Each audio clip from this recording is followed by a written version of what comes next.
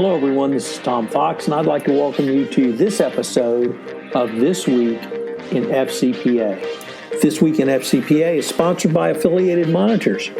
Founded in 2004, Affiliated Monitors provides professional, independent integrity monitoring and ethics and compliance assessments nationally and internationally and across almost all industries. With its knowledge of effective ethics and compliance programs and cultures, Affiliated Monitors is respected for its work as the corporate monitor on matters ranging from multinational corporations to small and mid-sized companies and even individuals. Having served in over 700 monitorships, no one has more experience as an independent monitor than the team at Affiliated Monitors. For more information on how an independent monitor can help improve your company's ethics and compliance program, visit our sponsor, Affiliated Monitors, at www.affiliatedmonitors.com. In this, the Chosen One edition, we take up the Business Roundtable new statement on the purpose of a corporation. Mike Volkov takes a deep dive into the California Consumer Privacy Act. Is Amazon liable for the Computer One hack? We consider, is the summertime the right time to close FCPA cases? You know, it's really bad when a British Virgin Island lawyer calls out the American Bar Association for opposing UBO regulations. Why on earth would he have to do that? I can't imagine. How about proactive assessments in healthcare ethics and compliance programs?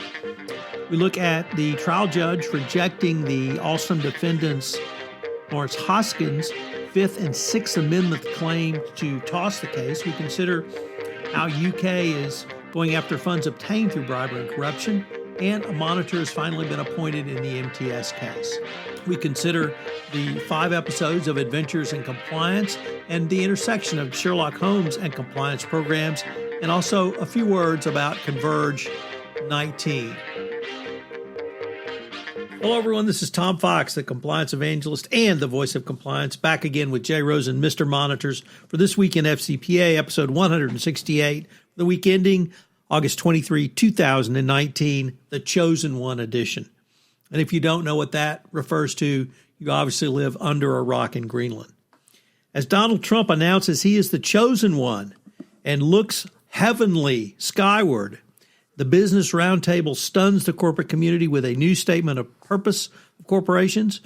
Myself and Mr. Monitors are back to discuss some of the week's top compliance and ethics stories which caught our collective eyes. So, Jay, a lot going on. You want to just jump into it?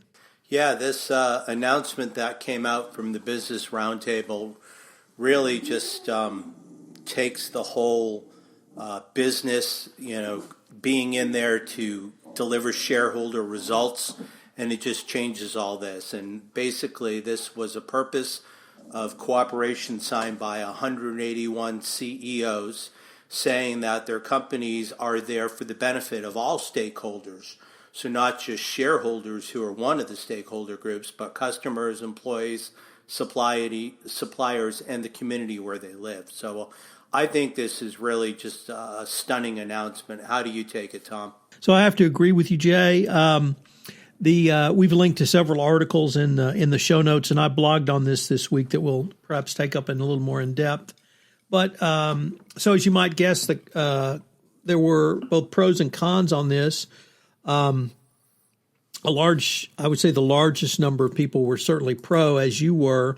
Some of the critiques were that, well, there's really no enforcement mechanism, or, gosh, how are you going to support all of these other stakeholders if you're not chasing the almighty dollar? But and of course that, well, this is just a PR move to get out ahead from President Elizabeth Warren's wrath. So I really thought it was important not only for the specific reasons you said, Jay, but I just view this as an incremental step. And I view it in many ways similar to many of the incremental steps you and I have both experienced in the anti-corruption world, in the literally the worldwide fight against bribery and corruption. There's never been any sort of one announcement or one thing that led to the end of bribery and corruption. I don't think there's going to be any one thing or one announcement which leads to a more well-rounded, more multiple stakeholder-facing corporation as well. All of the critiques, I think, have some valid points. There is no enforcement mechanism. This is a voluntary statement. It does not have the force of law. It does not have a regulation behind it or a law behind it. It is clearly a PR move by the Business Roundtable. Perhaps they want to get ahead of where they see the American people headed and the general population headed for the next election. Perhaps not. Perhaps they are equally like-minded in terms of their desire to do good as the vast majority of Americans are. Nevertheless, for whatever the reason, I think this is just a fabulous statement. It incorporates many of the things that you and I and others in the compliance community have been advocating, although we advocate it from a little bit different angle. So having customers, obviously, as a part of your stakeholder would seem to be as basic a reason or a purpose of a corporation. Nevertheless, how you treat your customers. Do you treat them ethically? The same with employees. Do you simply just use employees as a number, or do you treat them as people? In this day and age, do you retrain them? Or do you just fire them and go hire a bunch of employees from another country at 1/10 the wage rate so that you can just save some money? With suppliers, are you ethical and fair with your suppliers? And that's really leads to a two-way conversation, Jay, because then your suppliers have to be ethical back to the corporation and not engage in any nefarious activity on their behalf. Creating long-term value for shareholders. That's really been the byword of Amazon Corporation, and they do not live by the quarterly results, even though they've been a public company for quite some time. You and I both worked in public companies, and in many ways you live or die by those quarterly results. What you predict the stock is going to do, or what you predict your revenue is going to be, and whether you hit those numbers.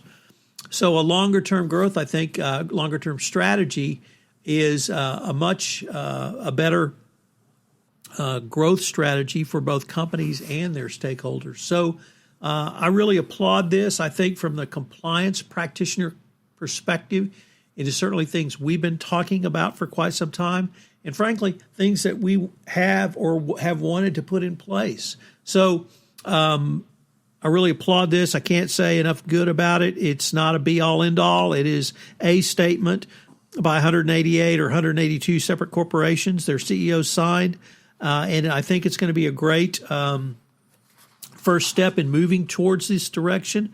Does that mean they're going to engage with Elizabeth Warren or not? I don't know the answer to that, but I guess I'll end my little sojourn into this issue, Jay, by just pointing to one of the sites we have in our show notes, which was the Financial Times of London, their editorial board. They applauded this for American corporations showing leadership literally to the world. And I don't think, Jay, we often think enough about not only the business leadership that this country puts out and provides, but in many ways doing business ethically, doing business the right way, engaging with all of these stakeholder groups. And now we have American corporations, not American politicians, saying this is important to our business and our sustainability going forward. So I think it's a great first step. I hope that, affiliated monitors can use this. I hope I can use this. I hope everyone in the compliance community can use this, because I think we can and we should. And I laid out some of the reasons in my blog post that I linked to in our show notes. Yeah, I think there's we give a real rounded view in the different sources that we look at. We look at the New York Times Steelbook, another New York Times article, the FT editorial board. So it's all out there. And I think what we're both saying, Tom, is it's definitely a refreshing point of view. But as the saying goes, the devil's going to be in the details. And as you said, there is no specific regulation or rule. There's nobody making sure this is going to happen. So this is going to be something that we're going to follow closely as we move forward. But I think based on the different things that we look at, looking at supply chain, looking at corporate social responsibility, I think this all comes together. And it's really a great time when we have politicians who aren't leading. And now this has created a vacuum, I think, for business entrepreneurs and business owners really to fill that void. So I'm encouraged to see this happening. Next thing we have coming up is a two-part series in a blog from our colleague Mike Volkov. This is from Mike's website, from the Volkov Law Group. And in the first article, he takes a look at the California Privacy Act. And this is really going to become law and important on January 1st, 2020. But the government will have another further 6 months until July 1st of 2020 to extend the deadline or issue any other implementing regulations.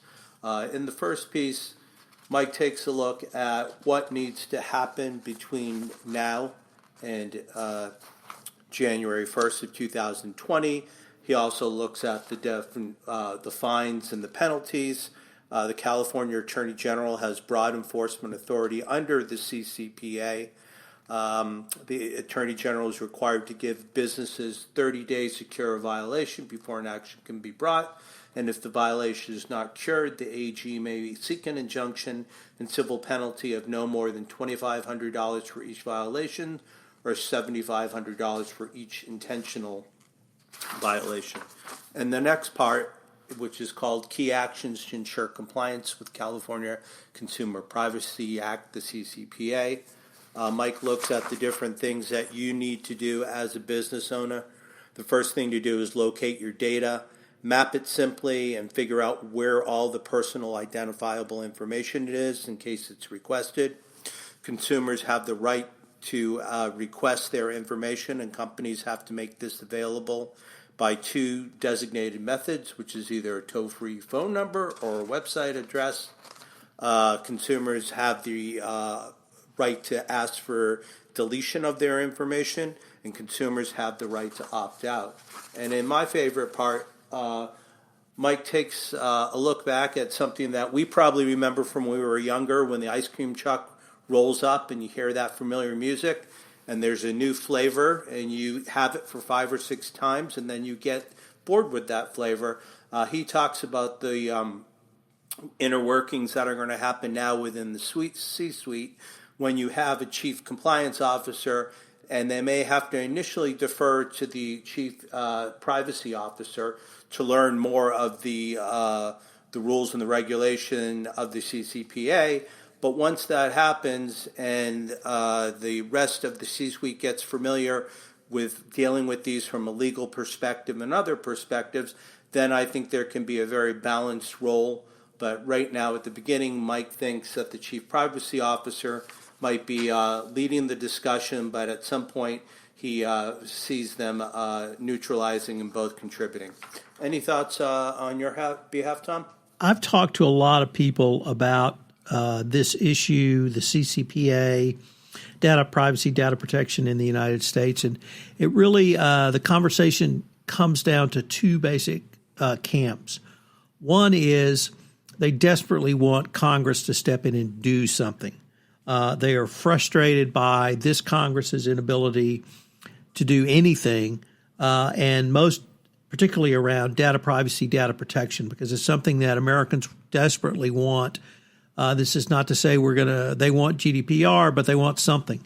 And this Congress can't seem to spell GDPR.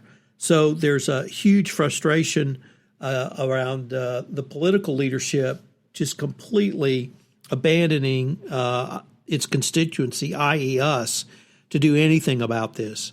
The second is kind of camp or discussion is that because the national political leadership has completely abandoned their role in doing anything, states have stepped in. Obviously, you're in California. California has stepped in. Several other states have stepped in. And each state has crafted a privacy/protection law, which is a little bit different to the needs of its citizens, of its states. The bottom line is we may have 50 separate privacy laws in short order. And that is going to be just an administrative nightmare. Now, for U.S. companies, now you can just decide you're going to be GDPR compliant. And that's the gold standard literally across the world. And you can take those steps, and some companies have done so. I heard a presentation by the chief privacy officer at Google in Paris earlier this summer, and they moved towards that, complying with that because they have to in Europe. So you can put in a program which would meet 50 different sets of standards. But even if you put that in place, how are you going to track that you've met them? Or, to use the famous maxim, document, document, document. You've got to document to each state, and then make sure that whatever, if you have differences between states and you try to blend those differences into your program, that you are putting the right standards on the right person who lives in the right place, which may be different from where you delivered the solution or sent the data or stored the data or collected the data. So just an administrative nightmare because of potentially 50 different standards. And once again, Congress's absolute failure to step in and do something here. About the only thing this administration has done is criticize Europe for having GDPR through the Secretary of Commerce, Wilbur Ross, saying it's a job killer. Well, I think the American people are tired of hearing that sort of nonsense, and that we want to have some data privacy, data protection, and right now we have none. So California right now is leading the U.S. They're leading the conversation. They've stepped into the vacuum and done something. If you are a corporation with customers, clients, business operations in California, you better start getting ready because it's coming, and it's coming quick. So, Tom, next up we have a story from John Reed Stark. It's a guest post in the D&O Diary. And why don't you tell us whether or not Amazon is liable for the Capital One hack? This was really interesting. John Reed Stark is a pretty well-known commentator in the data privacy, or rather data protection world, and he really goes after Amazon's web services. They were the web service for Capital One. He criticizes the commercial relationship. He criticizes the contract. He criticizes Capital One. He criticizes Amazon Web Services. And really just I was trying to figure out why he really went after them so vehemently, but he really did. He wants to see for Amazon Web Services to do more than to deny that they were responsible for this. Certainly seems to me Capital One has accepted responsibility, but he's not satisfied with that. He wants a full internal investigation by competent outside counsel done around the breach, and that if Amazon Web Services is culpable in this, that they not only fix the problem, but they would potentially be liable going forward. It could be that Capital One's vulnerability, firewall vulnerability, was the only matter exploited, and there it could have been more of a compliance issue. And he thinks we need to have a little bit more thorough investigation by truly independent outside counsel. So I think this is one we're going to be watching going forward, Jay. So the next article we have is a little bit lighter. It comes to us from Harry Casson from the FCPA blog. And Harry wonders, what are the best months to open and close the FCPA investigations? Harry took a look at a 32-month period starting in January 1st, 2017 from now, up until now, and 55 FCPA-related investigations have been closed. The most popular month was May, when 9 were closed, and then September were closed 8 deals, or rather 8 matters. So it appears that summertime is the right time, and basically the most common month to first disclose an FCPA investigation is February, followed by April and March. So I think this goes up to one of those kind of dog day of summer articles, but it's it's good to know. And as always, Harry provides us interesting information, and we link to it in the show notes. Next up, Tom, it's bad with BVI when the lawyer calls out the ABA for opposing a UBO regulation. What are all those acronyms mean? So BVI is the British Virgin Islands. And for anyone who's reads the FCPA blog, perhaps the Global Anti-Corruption blog, Martin Kinney is a well-known commentator. He's a BVI lawyer who continually and vociferously defends the British Virgin Islands, saying that it's not us, it's you who are really to fault for all of the nefarious money laundering issues going around. But in this case, he had a great post and a spot on where he just lambasted the American Bar Association for resisting proposed legislation that would prevent money laundering and a host of other crimes in the United States. He lambasted the ABA for its reluctance to engage with the notion of enhanced regulatory protocols for corporations. The ABA's claim that disclosing the details of an unidentified beneficial owner, that's the UBO, will impinge on a client's privacy is just horse hockey. You're opening a corporation, you should tell the state regulators who the owners of that corporation are. I don't think there's really any argument. Let me just rephrase that. There's no argument that justifies that in this modern day and age. And Matthew Stevenson over on the Global Anti-Corruption blog and Rick Mezek have both lambasted the ABA for its position. But here we've got, literally a lawyer from the British Virgin Islands, and he's not saying we should call a spade a spade. He's saying, look, your largest legal bar organization is patently against legislation to help prevent money laundering. You lawyers in America better wake up and smell the roses. So next up, I have an article this week continuing my series with Corporate Compliant Insights. And this week I take a look at how monitors work with the healthcare sector. Not every healthcare organization has a good handle on how effective their compliance program is and whether the culture of the organization is such that compliance risks are likely to be promptly identified. However, an independent compliance expert can bring a fresh set of eyes to any organization or entity. Such an expert can provide several valuable inputs to any organization, including demonstrating to the board an organization's ethical culture and effective compliance. Educating an organization's workforce and sending a strong positive message throughout the entire organization confirms that the company takes compliance seriously and expects the workforce to take it as well. A proactive assessment can be used when an organization has a reason to believe that they may have an ethics or compliance problem. This may encompass a situation where there is a change in leadership and the new team wants to drill down to see more precisely where the company may lie on ethics and compliance scale.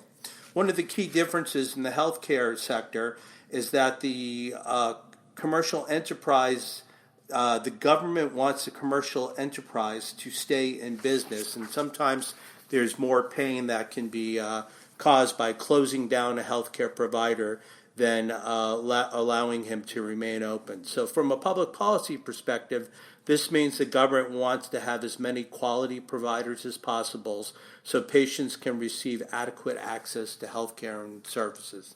Next week in my article, I'm going to explore how monitors can be used in a licensing and disciplinary proceeding. So Jay, Lawrence Hoskins, if you don't know that name, you should. And you should be aware that he is going to trial in what's now become a pretty well-known FCPA case now in September. But in July, he tried to get his case thrown out under two constitutional claims that the prosecution had violated the Speedy Trial Act with unnecessary delays, and that was a Sixth Amendment claim, and they had a Fifth Amendment claim that because the delays had been so long, due process was violated. This is a really high burden or standard to bear to get a case thrown out on these grounds, and not surprisingly, the court denied both of those motions. It did really point out, though, the length of time that takes place between when the event occurs, because we're talking about events as far back as 2002 to 2004. Hoskins was charged along with three other Alstom employees in 2014, one of which died, one of which pled guilty, and I can't remember the fourth one. I think he's waiting sentencing.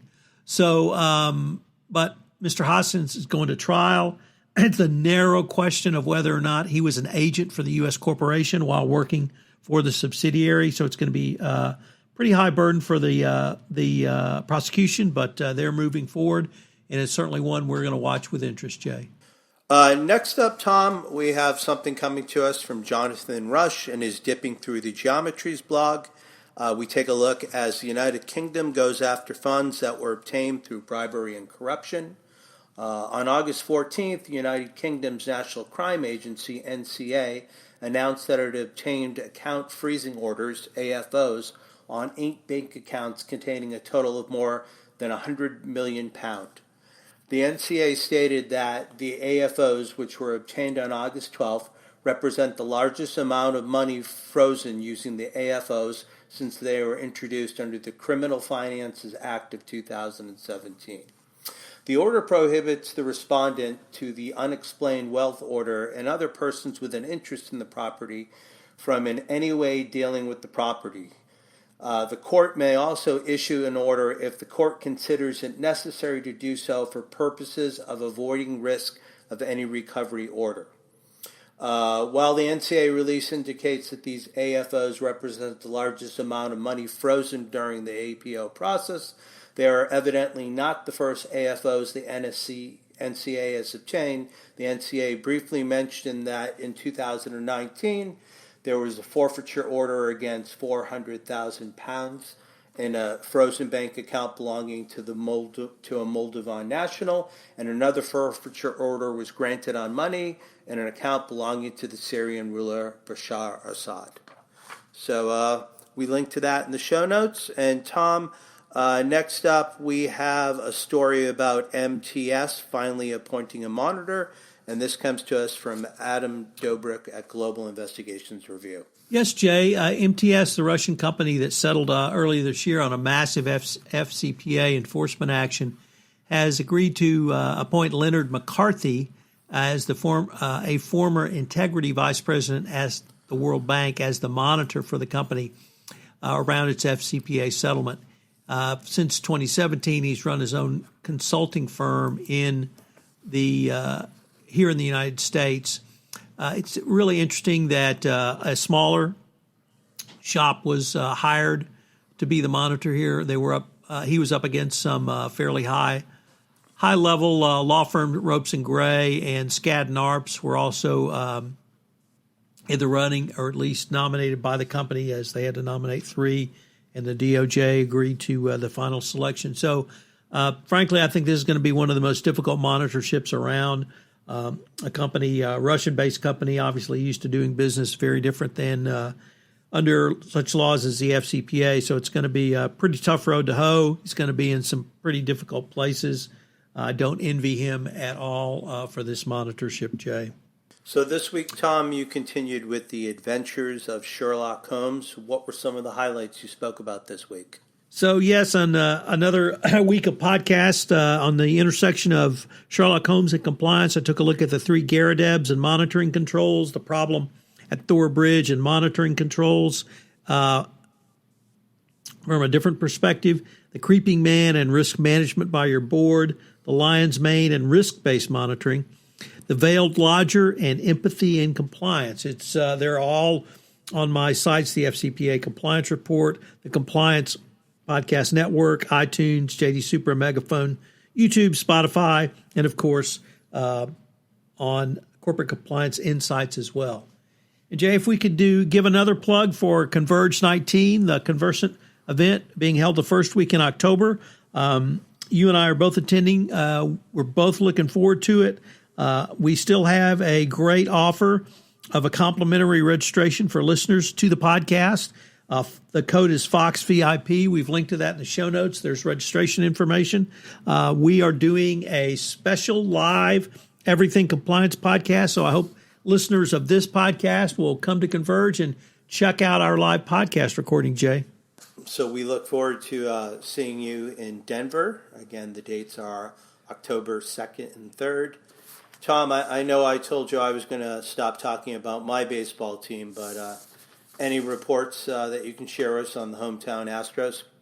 Well, I think you have transferred your curse to the Astros.